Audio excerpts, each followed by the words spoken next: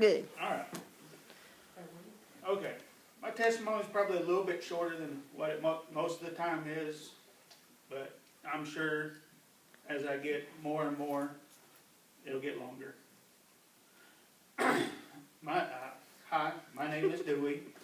I'm a grateful believer in Jesus Christ who has struggled in the past with drugs, alcohol, and sexual addiction. Hi, Dewey. Hi, Dewey.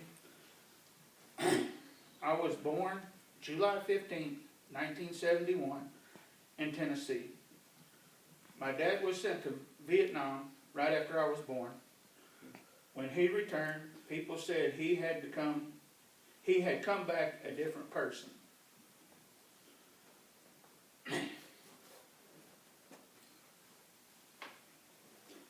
Growing up with him as my father was difficult. He was a drunk and abusive until my middle brother, Brian, was born 10 years later. He quit drinking as much, but was still abusive to me, and he was not abusive to him. At 7 years old, I was abused by my neighbor and then my uncle. I never told anybody, and this is when I began to question my identity into adulthood and felt the need to prove my manhood through sexual flings. At 19, I joined the Army and learned to enjoy the effects of alcohol.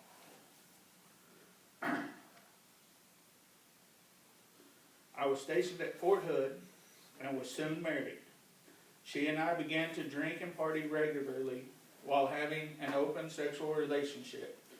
When she became pregnant, I enjoyed partying more because she was at home with our baby girl and wasn't able to keep tabs on me. A few years later, she became pregnant with our second child, a little boy. We named him David. God called him home.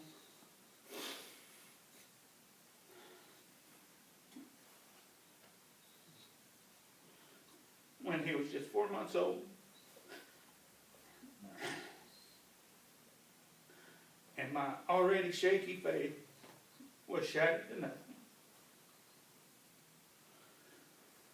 With the death of David, I walked away from God completely. My wife and I divorced soon after, and she moved back to Texas. I followed not too long after to be close to my daughter. I began drinking and started working in the oil field where partying is the lifestyle.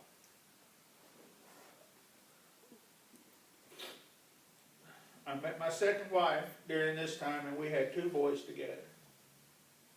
Working 2 weeks out and 2 weeks at home allowed me to live as a single man, so I spent much of the next 20 years drinking, doing drugs, and using women. The nice thing about not being at home constantly is that when I was home, I was the fun parent. I didn't punish them. I let them do what they wanted and bought them whatever they thought they needed. This was another wedge between my wife and I. She finally got tired of the drugs, drinking, women, and inconsistent parenting and left. I didn't care. I didn't change anything. I would meet and use women for as long as they met my needs. When they got clingy, I was out. No more strings for me. I firmly believed I wasn't doing anything wrong until one day I noticed my oldest boy doing and acting the same way I was. And in that moment, I realized something was missing in my life, but I didn't know what. My drinking slowed down, but I was still dating and using women. Until I met this one girl on Facebook dating. She came with strings, however. I would have to go to Celebrate Recovery in San Angelo if I wanted to meet her. I went, I sat, I listened, and I didn't believe I needed this. But I had to go more than once if I wanted to see her. And the more I went, the more I began to realize what I was missing in my life. I was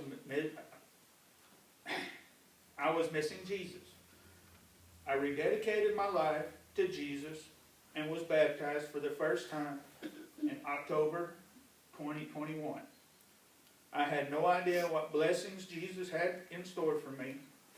Allowing Jesus to heal me from the inside out has given me the opportunity to mend relationships with my dad and my brothers,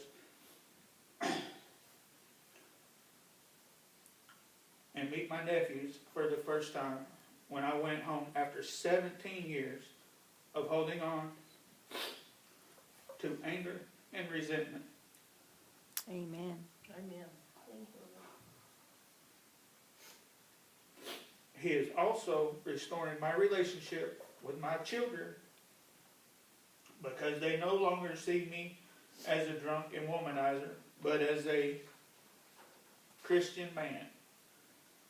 They may not understand or agree, but my God is big, and if He can reach and change me, He will do the same for them.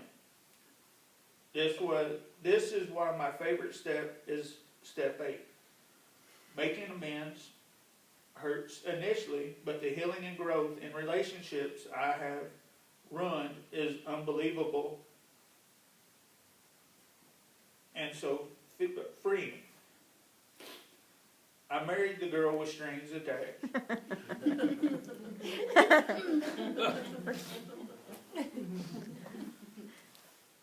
Amen. 3 years now? 3. 3 years.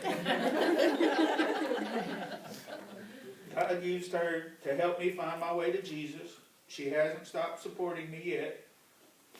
I She won't. had, huh? I won't. Well, it says yet, so. Well, it doesn't even need to say that. Go ahead. Okay, well, we'll take that out. She is my biggest cheerleader and has no problem keeping me on the straight and narrow. True that. But she is my biggest cheerleader because I've done things that I never thought I had enough talent to do, but with her cheering me on, I've learned how to do it. Remodeled the kitchen, remodeled bathroom, work on my car and all that good stuff. So, Amen. her insistence on celebrating recovery and the fact that we all need it changed, and the fact that we all need it changed my life. And I have never been happier. In the Army and after, when I had no faith in God, I had one verse that guided my moral compass in a weird sinner's way. It was God's anchor that I did not know He had. John 15:13. No one has greater love than the one who gives their life for their friends. As a soldier, I was willing to die for those who didn't believe in my purpose. And as a Christian, I am still willing to die for my calling and purpose. Amen. I am in recovery and happier and more at peace than I have ever been because Jesus gave His life for me. Thank you for being a part of my recovery family and listening to my story of redemption.